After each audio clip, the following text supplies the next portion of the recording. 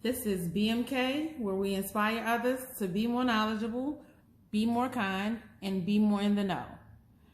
This week, we have the pleasure of a special guest, a man of many hats, very talented individual. Introduce yourself. What's going on, world? I am Chiefpartyrock. I am a DJ. I am a radio personality.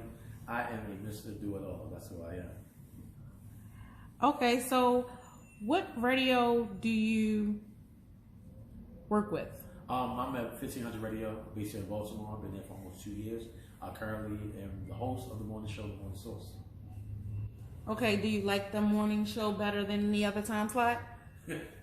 Morning show. Or how did you get to the morning show? All right, so when I first came to 1500 Radio, I was on a morning show. I was on weekends. I was on weekends 6 to 10, and I was there for like 2 months, and I got promoted to midday on the weekends. And I ran that from about October 2020 to February 2021. Then the station got rebranded. Everybody had to get re-interviewed, went through the radio school, and when I got offered my midday slot on weekends. So the funny thing that happened was, one day I get a phone call, and they was like, "How you feel?" I said, "I'm good." Everything good? Good for you. They said, "How you feel about doing weekdays?" So I got promoted evenings. And the irony is funny, I got swapped out for somebody. I'm gonna get back to that. So I did weekdays, evenings for the summer of 2021. And then I found out people from the morning show was leaving. And people from outside sources hit me up. Was like, "Yo, how I get that slot? How I get that slot?" And I was just being funny. I said, "I should go for the slot." I wasn't thinking about it. So I went and said something indirectly to somebody who knew they would go to somebody else because they can't hold water. And the next day I get a phone call. Next day I get a phone call to the station. It came a little early. And the boss was like, "Man, we start mornings." So that's how I got morning slot. I started mornings Labor Day. Since then, I pretty much took the whole show over. And the irony is, now my new co-host now is the guy that I swapped out with when I was doing weekends and we moved to weekdays. Oh yeah. He was going to do weekdays, and we swapped us out. So the irony is, now we work together. So I brought him on with me. That's amazing. That's funny. It's crazy how it works out. Yes. Yep. So what inspired you to transition into radio? Would you consider it a transition? It was a business decision. So I first went to online radio about 6 years ago, and it was at this place called Crown. I was there with buddies. We had a relationship based show. It's called Love at the Plug with me and the girl drinking K. But way back when, the first time I ever was on radio, we were in school together. And it was a station used to be called X157. My first time I was on radio was for my 16th birthday. We did Father Exams. I was on a Little Mo show. Last week she was on air because she went on paternity. So that was the first time I was on radio. I wasn't ever really crazy about doing radio. It was never my ambition. But as further I got in the game as a DJ, I started looking at things. I tried to use things that maximize me. So I felt I was going in circles. I needed to do something different. So I looked at radio. I said, "Okay, cool. I'm gonna use radio because radio will get me through doors that other things can't get me. It give me doors easier. There's a big difference from being, hey, what's up? I'm Chiefpartyrock and a DJ versus, hey, what's going on? Chiefpartyrock, host them on the source each and every weekday, 6 a.m., 10 a.m., only on 1500 Radio, Baltimore's authentic, multimedia experience. That behind me holds way more weight. Yeah. Whereas though I will be questioned, I will have access to things I couldn't have access to so much smoother because I have an entity willing to back me on who I am. So that's why I made the move. It's my play. Okay. So, Chief the Party Rocker, the DJ, would you like to elaborate on who this individual is? Man, it's a guy that just stumbled on like, really stumbled on how I started being a DJ. I first started messing with being a DJ about 22 years ago. So, I left my mom's house one day. I said, I'm going to sit at grandma's house. Stay there for a few months, come home. Her boyfriend moved in. Her boyfriend was a DJ. And I started messing with his equipment. He noticed. So, when I messed with his equipment, he noticed I did. He just started making me play like 4 or 5 hours every Saturday. They put the speaker outside. I'm playing records. So it's still crates, records, all that stuff. So I was doing that. By 16, I was doing like 25 of those parties, like at the Elks and stuff like that. So I got fast tracked that. And then that's how I was making music. I was producing too. This was another thing that adds to my arsenal. I was a big music head. So it just kind of fell into it. then I stopped doing it for a few years. And I started coming back outside with a DJ like DJ Nitro. So I was coming outside with Nitro, Jay Claxton, those guys, L, and building rapport with them. And I was outside, I found my niche. I started hosting events here in the city where I am. And I always could DJ, so it was my cheat sheet hosting. And then I just transitioned back into being full-time DJ, doing all that. So I would throw events, host events, DJ events. So that's how I became Chiefpartyrock and a DJ. And then it just growed and growed and growed. And it's as popular as ever. I was nominated for Club DJ of the Year this year. That in itself was everything to me. That means that people think highly enough of me to, feel like I'm worthy of that nomination. So I'm grateful for that. So I just try to, push forward and be the best me that I can be. Okay, so with going to school, they always tell you, like, you can be a doctor, a lawyer, you can be whatever you want to be, but they never really give you, like, those steps towards anything else, but, they give you the basic blueprint. Yeah. What or who inspired you to move towards this versus the average 9 to 5? So, with me, I was always into music. So at that time I was young, I was making it, I was producing it, I had management, I was touring, I was doing shows and stuff like that. So when DJ was always part of the arsenal. I just didn't use it as much. So when I fell back and I jumped back out there, I said, okay, cool. I'm gonna use DJ as a way to be, still make my music, I'll play myself. That was the goal, that was the plan. But I just wound up being so more into the music, I didn't really care to make my own music anymore.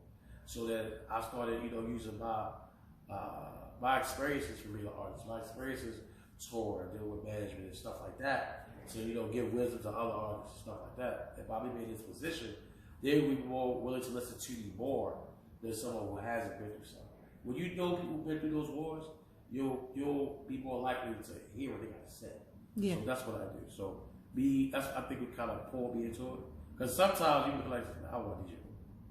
But in this business or any business you do, if you love it enough, you find your reason, you find your why.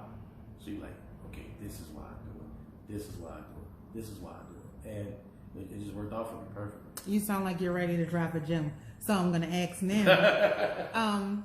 For other upcoming, inspiring entrepreneurs or people looking to be in the industry that you're in, do you have any tips for them? A few. First of all, know how to process information. People don't know how to process information effectively. They don't know how to. They'll listen to rebuttals, they'll listen to the process and understand what's being said to them. A person's not going to win that high airway if they believe in something or felt something from you. That's one. Two, relationships. Relationships are everything for me. Everything. It's not about who you know. It's not about what you know, about who you know. Always going to be like that. Another thing is being in the verb. All you got to do is be in the verb. If you're in the verb, you have a purpose to be in the verb. So all the big wigs in the verb, right? And you're constantly in the verb, eventually that energy will draw you to the right people you need to be with. Because they know why they're there. And they see you everywhere, they go like, okay, who's this person? What's their purpose? Okay, let me connect to them. There must be a reason they're here. So that will help you also. There's a couple of things that I always say. Another thing with me, I'm old school. I believe in having a skill. But if you have a skill, nobody can take a skill from you. Nobody can take a skill from you. That's yours. And that's something I force from my son. Have a skill. Can't nobody take me being a DJ away from me. I got these hands. I can always DJ. I didn't have to go to a 4-year college to be a DJ. That's something I learned. I learned, through work, through the grind. I have thousands and thousands and thousands of content out here in these streets of equity, per sweat equity, what I do. There's no cheat sheet to it. You really got to put it in. And a lot of times people complain, but instead of you complain, you could be doing the work. And then you look back like, oh, I did all this? Yes, you did all this. Keep going. So just put the sweat equity in, relationships, be in the verb, process information. If you do those 4 things, I promise you, you will be further along versus complaining about somebody doing this for you out of entitlement. I definitely feel like that this in the room thing is really a real thing. Yes. So, because this isn't the first time someone in the interview has said this. So, what would be something to get you kicked out of the room? Oh, silliness. Not being ready. Like, you work to always stay ready. Because you don't know when your shot's going to come. Your shot comes in all shapes, sizes, and facets. You just don't know. You got to stay ready. You got to stay ready. You got to get ready to stay ready. That's old school. You got to stay ready. Like, yeah, be in the word. You can't do nothing if you're not in the word. Facts. Okay, so let's move away from the jewel dropping for the moment. What would you consider to be your favorite genre of music? Right now, honestly, R&B. I can't shake it right now. Like, and I've been DJing a few R&B only events. Actually, my birthday will be R&B only actually too. R&B hits the emotion differently than anything. Don't get me wrong, I get my hip hop on all the time. I'm an old schooler. I rock with some of this new school because some of this new school is relatable also. But R&B just hits differently, and you have different times of R&B, like 70s R&B, your 80s R&B. Everybody's so fascinated with 90s R&B, but the unsung hero R&B is early 2000s. That's a block, like 2000, 2005. It's a block of albums. You're like, ooh, you gotta think about it. You really got introduced to neo soul in the early 2000 years. Think about Anthony Hamilton. Anthony Hamilton's. Yeah. Erykah Badu's. Yeah. Erykah Badu really flourished more. Your Life Jennings. Carl Thomas. Okay. Like, so many dope projects came out in that first 4 to 5 year window. Even like a Tamir record album, a Joe album. Like, it's a lot of heat that came out. And you really start looking at it like, ooh, early 2000s wasn't bad. Your thoughts. Stuff like that. Like, there was a lot of heat in the early 2000s R&B. So, yeah. Okay. I plagued you. I mean, I placed you with being like a 70s. I thought you was going to say on some Marvin Gaye. Now, let's see. Now, that's funny you see that. So, my favorite song of all time is LTD, Love Ballad, Jeffrey Osborne. That's my favorite song of all time. So, how do you feel about, or do you feel that the radio sometimes like washes out a song? Like, it might be a song that's on the radio and I'm like, I do not like this song, like as soon as it breaks. But they play it so much that by like the next 2 weeks, you singing it even though you didn't even like it. Like, do you think the radio gives opportunity for new music to be? Radio is just a platform. And a lot of people that complain about it don't know how the proper channels to go about it. And people don't understand, like, when certain songs get placed, it goes in rotation heavy. So a rotation heavy song might get played like every 2 to 4 hours. You won't hear it. So if you listen to your whole at work shift, you might hear this song 2 or 3 times in your shift. But that's because we got like 2 or 3 different shows playing also too at the same time. Hypothetically, 8:30 to 5. Just 1500 radio alone. I'll go air at the 8 hour. You catch my show, you catch an April Watts show, and you catch a Grand Slam in the afternoon. In between that, you catch my 9 o'clock mix, April Watts 12 o'clock mix also. So you have all those opportunities to hear those records. So of course you will hear it 2 or 3 times, naturally. I remember something that I wanted to bring up. Your birthday, which is always an extravagant thing. All right, so I haven't dropped. Well, by the time it's dropped, the flyer will be out. So I'm doing Sunday, June the 12th, 6 p.m., 11 p.m. It's on Baltimore Street on the block. The old building used to be the Jewel Box, right next to Lust. So I have the 4th floor at the rooftop. I got a special live performance by the Wild Live Band. I got DJs, I got hosts. It's going to be an R&B with a splash track, not a lot of track, but basically R&B based. It's called the Grey Cup. The Grey Cup, the inspiration for that came from back in the day. We had a football team before we had the Ravens. It was called the Baltimore Stallions. And in CFL, they played for a championship. Championship was called the Grey Cup. So I titled the Grey Cup. Shades of Grey affair. So I feel like it's white party season. I want to be different. Gray is so many different shades of it. I have a gray chart posted. Like, case in point, silver is, yes, a shade of gray. You know, like things of that nature. So you have more freedom with the wear. You know, but I want a uniform, want to look good, feel good, catch great vibes, catch that nighttime air, drink, just live a lot of things. And I'm getting you a house enough to get to work the next day. So 11. Absolutely. Enough to get you to work with money. Yes. Because listen, I plan on, because my birthday's actually at midnight, I plan on, regardless how big I get, I will get up and I will make my way to 1500 Radio, and I'm going to have a live birthday party on air from 6 to 10. I already got the clearance for my program and everything. The whole show is going to be one big party. Okay. And then I probably go to the airport and fly somewhere. But that's the plan. Sunday, June 12th. Partyrock's birthday, man. All the Geminis come out. You know how we do it big every year. Every year I do something big for my birthday. So this year I wanted to raise the stakes a little bit. Okay.